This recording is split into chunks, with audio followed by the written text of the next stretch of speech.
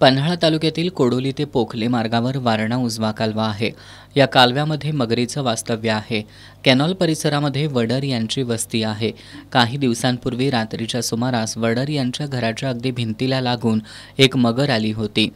ही मगर तिथून रस्त्यावरून ये-जा करणाऱ्या लोकांना दिसून आली। ही सुस्तावलेली मगर साधारणपणे 1 तासभर त्या घराजवळच पडून होती। याबाबत स्थानिकांनी पन्हाळा वनविभागाशी संपर्क साधण्याचा प्रयत्न केला, पण संपर्क झाला नाही। अखेर स्थानिक नागरिकांनी जमिनीवर काठ्या आणि दगड मारून त्या मगरीला तिथून हुसकावून लावलं।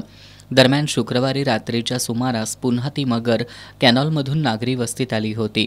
यावेळी वनविभागाचे कर्मचारी, पोलीस आणि स्थानिक ग्रामस्थांनी त्या मगरीला पकडण्याचा प्रयत्न केला, पण तो अयशस्वी झाला।